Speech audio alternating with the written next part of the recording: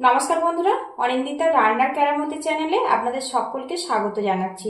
আশা করি আপনারা সবাই খুব ভালো আছেন। আজকে আমি একদম নতুন স্বাদের আলু ভাপা রেসিপি আপনাদের সাথে শেয়ার করব। পুরো ভিডিওটি দেখার অনুরোধ রইল। এখানে দেখুন, একটা একদম ছোট্ট সাইজের আলু নিয়েছি আর খোসাটা ভালো করে ছাড়িয়ে পরিষ্কার করে আমি নিয়েছি। দেখুন, এখানে বেশি বানাতে চলে আলুর পরিমাণটা আপনারা বাড়িয়ে দেবেন। এখানে দেখুন, একটা বোলের মধ্যে কিছুটা জল নিয়েছি আর নিয়েছি গ্রেটার। আলুটা আমি গ্রেট করে নেব। আর এইভাবে আলুটা গ্রেট করে সরাসরি জলের মধ্যে দিলে আলুটার কোনো রকম কালো হবে না। আর বন্ধুরা, ভিডিও শুরুতেই একটা লাইক দেওয়ার অনুরোধ রইল। আর চ্যানেলে নতুন হয়ে থাকলে চ্যানেলটিকে সাবস্ক্রাইব করে সাপোর্ট করার অনুরোধ রইল। পাশে থাকা বেল আইকনটি প্রেস করে দেবেন। পরবর্তী নতুন ভিডিওর নোটিফিকেশন সবার আগে কিন্তু আপনার কাছে চলে যাবে, সময় মতো দেখে নিতে পারবেন। ফেসবুক থেকে দেখলে পেজটা ফলো করার অনুরোধ রইল। এইভাবে পুরো আলুটা আমি গ্রেট করে নেব। আলুটা গ্রেট করে নিয়েছি দেখুন। এবার এই আলুটা আমি 3 থেকে 4 বার ভালো করে ধুয়ে নেব। এদিকে আলুটা দেখুন আমি ভালো করে ধুয়ে নিয়েছি, নিয়ে একটা পাত্রের মধ্যে নিয়েছি। এবারে এর মধ্যে দিয়ে দেব লঙ্কা কুচি। ঝালটা আপনারা স্বাদ মতো দেবেন। এখানে দেখুন একটা পেঁয়াজ নিয়েছি, এই পেঁয়াজের কিছুটা অংশ আমি এখানে গ্রেট করে দেব। এখানে দেখুন 1 চামচ পরিমাণে পেঁয়াজটা আমি গ্রেট করে দিয়েছি। এবারে এখান থেকে 1 চামচ পরিমাণে আমি নিয়ে নেব আদা রসুন পেস্ট। দিয়ে দেবো সামান্য পরিমাণে হলুদের গুঁড়ো, দিয়ে দেবো সামান্য পরিমাণে জিরের গুঁড়ো, 1 চামচ পরিমাণে বেসন। বেসনের পরিমাণটা কম রাখতে হবে, জাস্ট বাইন্ডিংটা হবে সেই মতো বেসনটা দিয়ে দিতে হবে। এবারে এর মধ্যে 2টো ডিম দিয়ে দেব। এর মধ্যে সামান্য জল অ্যাড করে দেব, স্বাদ মতো লবণ দিয়ে দেব। এবার এটা ভালো করে মিক্স করে নেব। এখানে আপনারা 2টো ডিমের পরিবর্তে 3টে 4টে পছন্দ মতো ডিম এখানে অ্যাড করে নিতে পারেন। ভালো করে মিক্স করে নেব।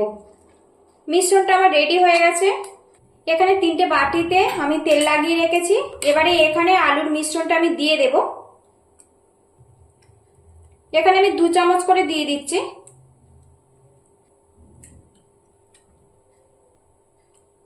এদিকে দেখুন 3টে বাটি কিন্তু আমি রেডি করে নিয়েছি। এদিকে একটা প্যানের মধ্যে কিছুটা জল দিয়েছি আর জলটা দেখুন ফুটে গেছে। এবারে এর মধ্যে আলুর বাটিগুলো আমি দিয়ে দেব। একটা পাত্র দিয়ে ঢেকে রাখবো 5 মিনিটের জন্য, নিয়ে আমি বাটিগুলো ভাপিয়ে নেব। এদিকে দেখুন আমি গ্যাস লাইটটা বন্ধ করে দিয়েছি। এদিকে আলু ভাপাটা কিন্তু আমার রেডি হয়ে গেছে। এবার এগুলো আমি নামিয়ে ঠান্ডা করে নেব। এদিকে বাটি থেকে আলু ভাপাগুলো কিন্তু আমি বের করে নিয়েছি। আর যখন ঠান্ডা হয়ে যাবে বাটিটা, তখন কিন্তু এইভাবে বের করে নেবেন, তাহলে খুব সহজে বেরিয়ে আসবে। প্যানটা গরম হয়ে গেছে, এর মধ্যে আমি সরিষার তেল দিয়ে দেব। তেলটা ভালো মতো গরম হয়ে গেছে। এবারে এর মধ্যে এগুলো আমি দিয়ে দেব। এবারে এগুলো উল্টে দেব।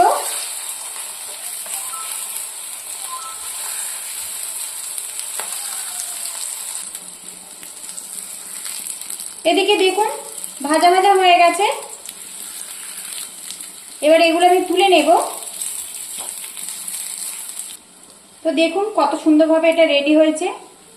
3টে আমি এইভাবে তুলে নেব। এবার এই তেলের মধ্যে 1 টুকরো করে গোটা গরম মশলা দিয়ে দেব। এর মধ্যে দিয়ে দেব পেঁয়াজ বাটা। পেঁয়াজটা আমি ভাজা ভাজা করে নেব। পেঁয়াজটা দেখুন লাল লাল করে ভেজে নিয়েছি। এবারে এর মধ্যে দিয়ে দেবো 1 চামচ আদা রসুন পেস্ট। আদা রসুন পেস্ট দিয়ে আমি ভাজা ভাজা করে নেব। এবারে এর মধ্যে দিয়ে দেবো গ্রেট করা টমেটো। এবারে এর মধ্যে দিয়ে দেবো সামান্য পরিমাণে হলুদের গুঁড়ো, দিয়ে দেবো পরিমাণ মতো জিরের গুঁড়ো, পরিমাণ মতো ধনের গুঁড়ো, স্বাদ মতো লঙ্কার গুঁড়ো, দিয়ে দেবো সামান্য পরিমাণে রেড চিলি পাউডার। গুঁড়ো মশলাগুলো দিয়েছি, এর মধ্যে সামান্য জল দিয়ে দেবো, দিয়ে দেবো স্বাদ মতো লবণ। এবার এগুলো ভালো করে কষিয়ে নেব যতক্ষণ না তেলটা আলাদা হয়ে যাচ্ছে। আর এই মশলাটা খুব ভালো করে কষিয়ে নিতে হবে, তবে কিন্তু এই আলু ভাপাটা খেতে বেশি ভালো লাগবে। বন্ধুরা, একদম নতুন স্বাদের আলু ভাপা রেসিপিটা ভালো লাগলে একটা লাইক দিয়ে দেবেন, আর যতটা সম্ভব শেয়ার করে দেওয়ার অনুরোধ রইল। আর চ্যানেলে নতুন হয়ে থাকলে চ্যানেলটিকে সাবস্ক্রাইব করে পাশে থাকবেন।